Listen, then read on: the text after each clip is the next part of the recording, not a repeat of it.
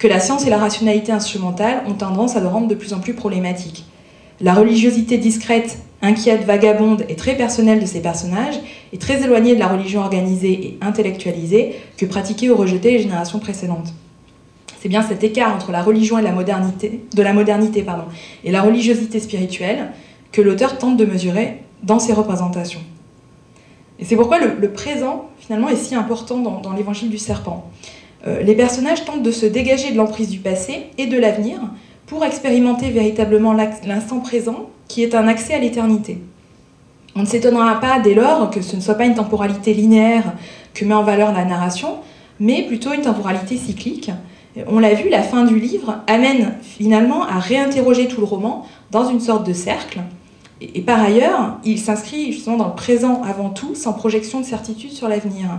La seule prophétie de Vaikai, c'est celle de sa propre mort, mais le monde, lui, est ramené par sa mort dans le présent et non dans un temps orienté. Puisque Vaikai, en quelque sorte, était moins là pour montrer le chemin que pour dire qu'il fallait chercher un chemin. La dernière phrase du livre résume parfaitement ces notions d'incertitude, d'expérience et de présent. Je la cite. « Je terminerai ce préambule en disant que nous ne savons pas où nous allons, mais que, quoi qu'il arrive désormais, nous restons ouverts au présent. » Et la fin du 3e volume de la trilogie des prophéties fait écho exactement à cette idée, d'une manière plus forte encore parce que les enfants qui ont disparu dans le roman sont réellement passés sur un autre plan de réalité. Cette quête spirituelle, quelque part, a abouti, elle n'est plus un projet ou un principe. Donc je cite un des enfants dans les chemins de Damas. Nous jouissons de chaque instant donné par la vie. Mais ce sont donc des enfants qui ont atteint ce point et pas du tout les personnages qu'on avait pu croiser jusque-là.